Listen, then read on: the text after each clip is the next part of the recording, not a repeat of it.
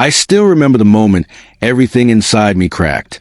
I was standing outside my apartment door, grocery bags in my hands, when I heard laughter from the other side. It wasn't just any laughter. It was the kind that twists in your stomach, because you know it shouldn't be there. And when I stepped in, I found my best friend sitting at my table, holding the gift I bought him, one I never gave because he'd stopped talking to me months ago. I froze, unsure whether to walk in or walk back out, but before I could move, he looked at me and said quietly, "I didn't know how to face you." Those words dragged every old memory to the surface.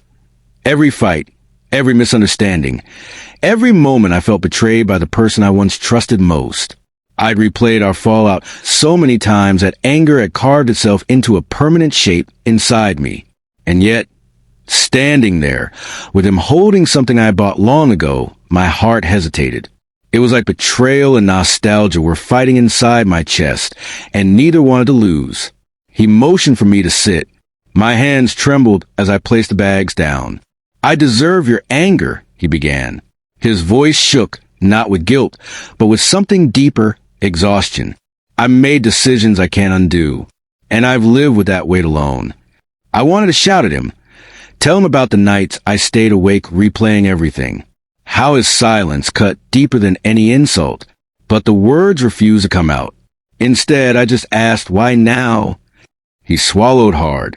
Because my father passed away last week, and I realized holding on to anger is like carrying fire in your bare hands. It burns only you. The room felt like it tilted.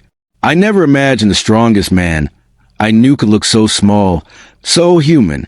For the first time, I saw cracks beneath the surface, the kind we all hide behind pride. I want to say something comforting, but forgiveness isn't a switch you flip. It's a slow exhale held too long.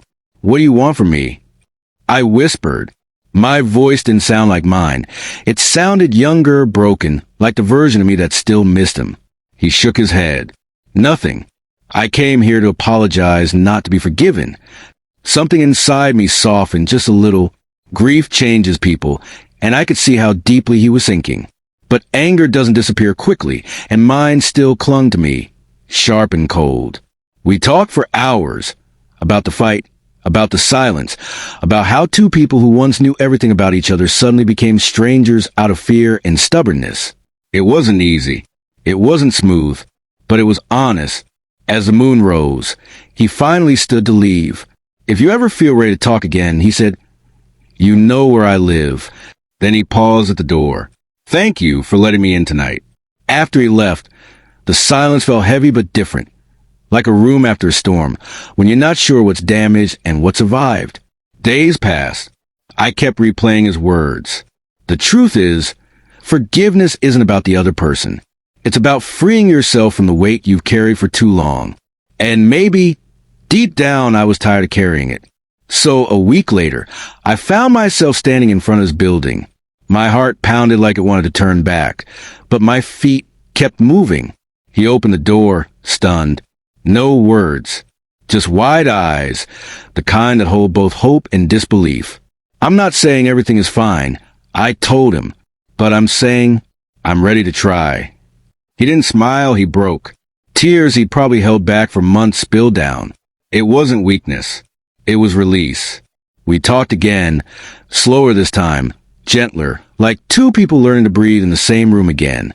He told me things he never shared before. How terrified he was of losing me. How guilt spiraled into distance. How he watched my life from far away and wished he had handled everything differently. And for the first time, I didn't feel anger. I felt understanding. Weeks turned into months. Forgiveness didn't bring us back to who we were. It made us something new. Stronger. Wiser. Kinder. We didn't pretend nothing happened. We acknowledged it, learned from it, and built something steadier than the past. Not perfect, just real. One evening, while watching the sunset from his balcony, he said, "I never thought you'd forgive me." I replied softly, "I didn't forgive you for you. I forgave you because carrying pain was costing me too much." The twist, the part one never expected, was this: forgiving him didn't just heal our friendship. It healed parts of me I didn't even know were broken. The bitterness, the defensiveness, the walls I built around everyone else. They started to fade. And I realized something profound. Forgiveness isn't a gift you give someone who hurt you. It's a gift you give yourself. A kindness you offer the person you live with every day, yourself. And that's why this story changed how I see forgiveness forever. Because sometimes the bravest thing you can do is let go of the weight that was never meant to be carried alone.